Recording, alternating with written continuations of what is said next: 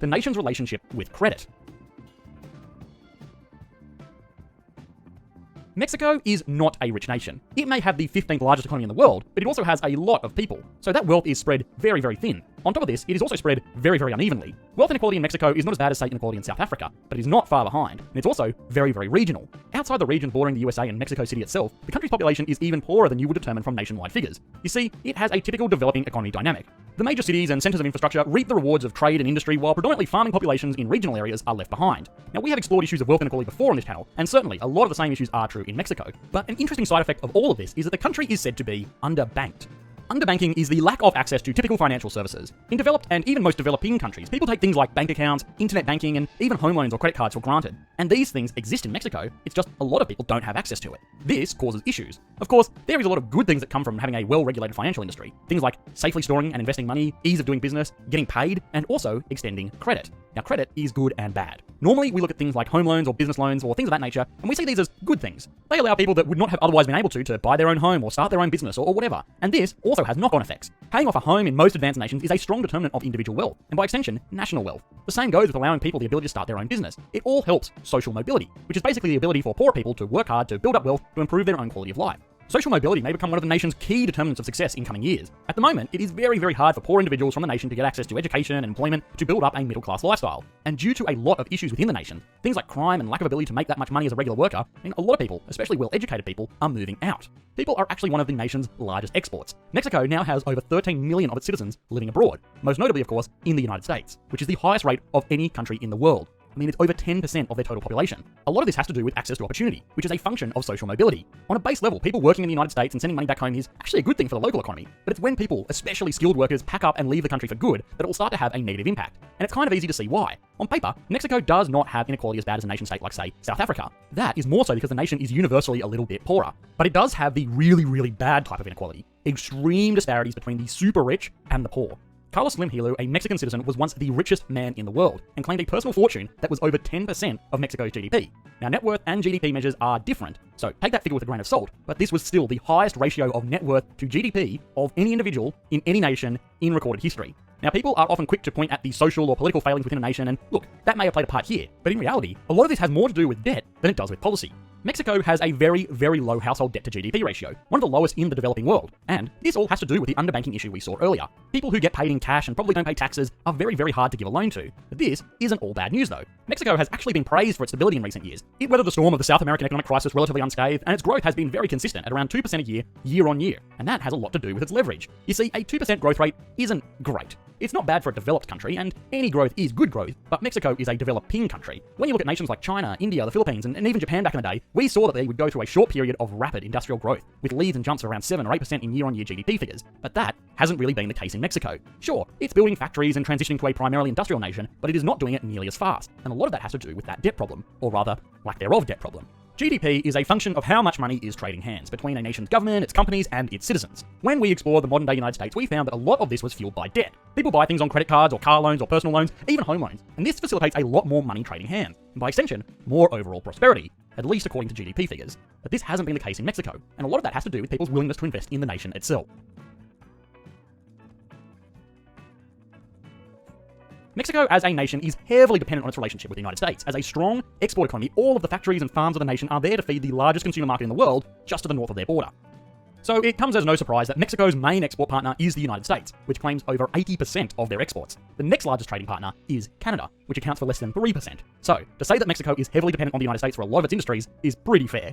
This relationship has actually been quite good for both nations. American businesses have set up factories in Mexico as part of their global supply chain. Now, of course, a lot of that has to do with workers in Mexico demanding lower wages than workers in the USA, but it's also a more convenient supply partner than, let's say, China, which requires loading things like cars onto ships in order to get them to mainland USA. When companies like GM, Ford, Toyota, and the like set up factories, this is all foreign investment. And foreign investment is basically broken down into two parts: foreign direct investment and foreign indirect investment. Now, the first one, foreign direct investment, is probably the one that you have heard of more often, and this is where individuals or more likely companies set up specific investments within the country. If a wealthy American family buys a house in New Zealand as a holiday home, that is foreign direct investment. Or if a car company like Ford sets up a factory in Mexico, that is foreign direct investment. And this is normally seen as really, really beneficial for an economy because it boosts local markets and provides jobs. Foreign indirect investment, or normally just called foreign investment, is still investing into a foreign market, but it is done through financial instruments that is normally facilitated by a local financial institution. If I, as an Australian, want to invest into American stocks, I don't have to book a flight to New York. I can just talk to an Australian stockbrokering firm and buy American shares through them. I am still directly exposed to the American market, but it goes through a financial instrument. The same is true for things like foreign government bonds or securities, or even things like a foreign currency exchange.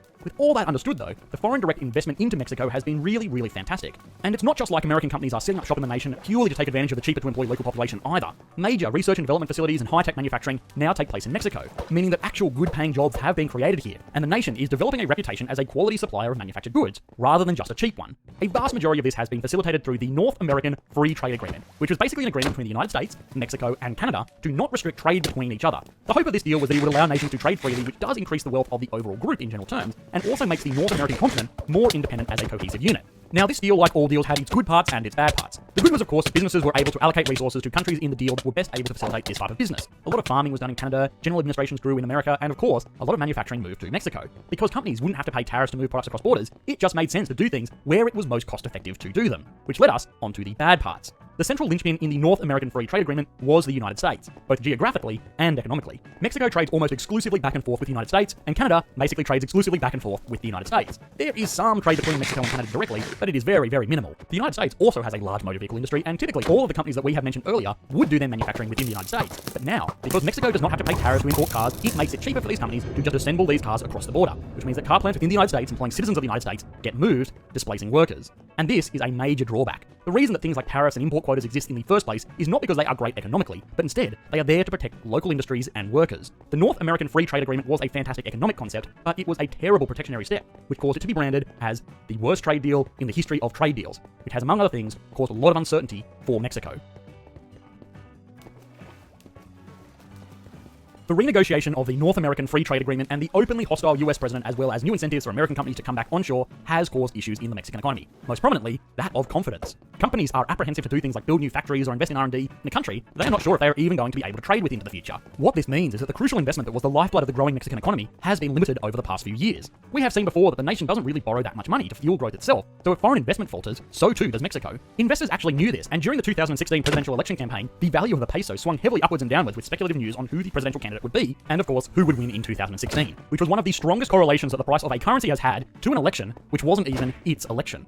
All of this has compounded to mean that throughout the last 3 years, Mexico's economy has started to slow down, which for a developing economy is actually quite bad. Developing economies need that period of strong, sustained growth to develop the infrastructure required to become a proper first world nation. But it may not be as bad for Mexico as it would be for any other nation out there. You see, the issue that Mexico had with not borrowing enough money may have been its saving grace during these more turbulent times. Mexico was the equivalent of a person who started making a lot of money but held off buying that fancy new 5-bedroom, 3-bathroom McMansion in the suburbs, and continued to rent out their small apartment a little bit closer to work. Sure, during the good times he was not able to grow his wealth quite as fast as his colleagues who benefited off their leveraged real estate investments, but during the bad times, if his work slowed down and not as much money was being taken home, he would have been just fine without the fear of needing to make his latest debt repayment. But all of this may be starting to turn around.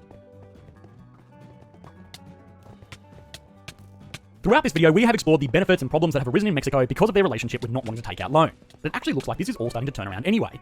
As of 2016, access to technology has been noted as a driving force behind access to financial services, and looking at the household and small business sector, things like home loans are growing in volume at a rate 5 times that of GDP growth, which means potentially they will soon catch up with the rest of the developing world. The nation is still weary of the issues that this can cause, and the memory of 2008 are not easily forgotten, but policymakers in the nation are also seeing that the benefits outweigh the costs. Mexico is a nation with a lot of potential. It has the same opportunities to go through rapid growth like so many other nations have in Southeast Asia and abroad. It's kind of already halfway there. And as the nation grows, it will have the resources to address the social and political issues within the nation. Wealth begets wealth, and if Mexico can move beyond its dependence on foreign direct investment and invest directly into itself, there is every chance that it will become a modern economic superpower. Everything in national finance feeds off each other. As the nation becomes wealthier, citizens will get access to more technology, which means that they can get access to things like banking, which means that they can get access to things like home and business loans, which means that they have the ability to improve their quality of life, which means that they are less likely to move abroad, which means that the skills and expertise of the citizens of the nation will work to benefit the nation, which means it will have the ability to grow and develop and pass that wealth back to the people that made it possible. Hi guys, thanks for watching. If you enjoyed this video, please consider liking and subscribing. As always, a huge thank you to our new patrons over on Patreon. Your support continues to make these videos on these slightly dicier topics possible. We will be hosting the Q&A session live stream on the second channel linked in the video description. If you want to be involved in that, come on over there to participate directly, or you can join our Discord server. Thanks guys, bye.